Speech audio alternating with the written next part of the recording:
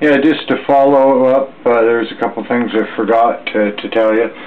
See how I sanded it down and my white line's gone. Now on the back here, it's okay to take it to a 5 degree for a ways into your block. Not a problem. Okay. Now on the other side, because this is my back, we're gonna do, you can do it 5 degrees somewhat, but you don't take it below that line that you established in there, because when you drew in this big pencil line, you never go any foot lower than that. Okay, that block I should have left a little bit of height in it, so it's a little higher than the sides. That's the idea when you're building the guitar. But anyway, what else here? Okay, now on the top, and I'm going to show you here, because I've got this little piece of wood jig that holds the guitar in here, and then I clamp it to my workbench, and it's grabbing it around the waist. Now, see if I can't do this. And when you want to take it out of here, you put your hands really on both sides like crazy and push in as much as you can and gently pull it up, because you do not want to overly scratch the sides. Now to go back in, because here's my top, and you go reverse of what we just did. Push it in all so that it goes really slides easily. Now here's something I really want to make a point. When you're doing your top, okay, and here's your 1.5 degree, 2 degree slip, you never, you can do this block back here with it till you get down to the white line. This is the top we're doing now, okay, 1.5 degrees. Now on this side of the block, I've made it already so that it continues from the neck.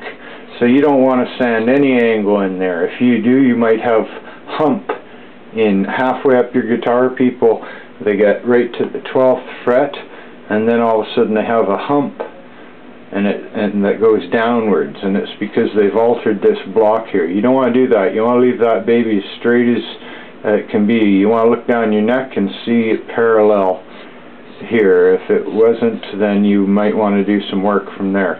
But that baby's got to stay flat, and if it doesn't, it's going to mess with your action, like you wouldn't believe, okay? And just a little bit of way to do this when you're doing it. Say I was sanding the top block, and I would move it back and forth in that area, and I could go as far as about there, and then as far as about there.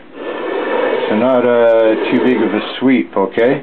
Then I'm going to be going right about here, because I'm trying to maintain this 1.5 degree, okay, without going off, having it in the wrong place. Right here is a good way to do it. And then see how I'm rotating it? So I'm trying to feed off of this side, because that's where all the pivoting is going to be. And I'm trying to get it equal with the other side. There's some symmetry coming into play here, understand?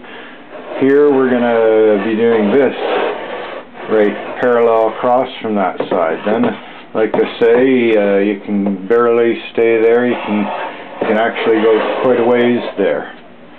And then when you want to do this last end little bit here, and like I say, stay away from this block. You don't want to be altering it, okay? I figured I'd post this extra lesson that kind of goes with the last lesson, just because once you understand this concept, then you're going to have no problems putting on a top that's going to arch nicely, and it's going to keep its shape, especially in the winter months when you get drier weather and the wood tends to, buckle a bit. Okay, party on, dudes. Later.